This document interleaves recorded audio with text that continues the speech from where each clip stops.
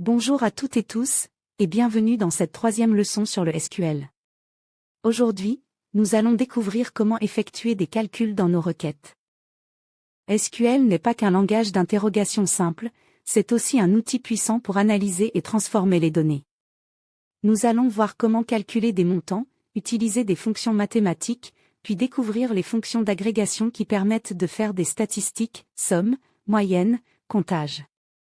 Ces compétences sont demandées à l'examen V8.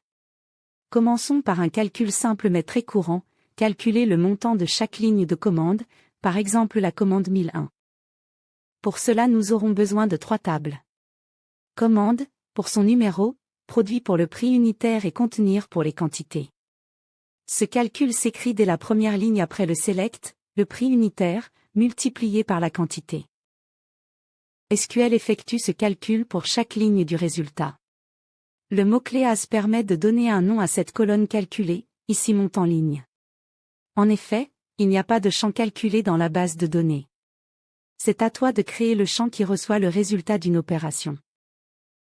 Ensuite la démarche est classique, tu listes les 3 tables avec leurs alias, puis les jointures entre les tables en indiquant bien que la clé primaire de l'une correspond à la clé étrangère de l'autre. Enfin, n'oublie pas de sélectionner le numéro de commande. Dans notre exemple, tu constates l'affichage des colonnes et leur contenu pour la désignation, le prix unitaire et la quantité, puis le résultat de l'opération dans la nouvelle colonne que l'on a nommée. Cette fois, pour obtenir le montant total de la commande 1001, j'utilise somme, et je crée un nouveau champ, total commande précédé de as. Le reste de la requête est identique, avec la liste des tables utilisées, les jointures et la sélection de la commande. En utilisant les autres fonctions d'agrégation, je peux retrouver le nom de produit, le prix minimum, le prix maxi, le prix moyen, et même le total des prix unitaires.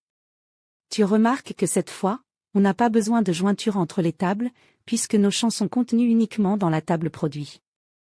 Count avec une étoile compte le nombre total de lignes dans le résultat. L'étoile signifie toutes les lignes, sans regarder le contenu des colonnes. Dans notre exemple, count donne le nombre de clients dans la table, même si des champs ne sont pas renseignés. Count avec un nom de colonne fonctionne différemment. Il compte uniquement les valeurs non nulles. Dans cette colonne. Dans notre exemple, count entre parenthèses, smelcli retourne 2, pas 3. Parce que Sophie Martin n'a pas d'email. La 3e ligne montre la comparaison entre count étoile et count, melcli, dans la même requête. Dans un prochain clip, nous verrons comment regrouper et filtrer les données. À bientôt. Retrouve tous les clips sur www.3minutes.online.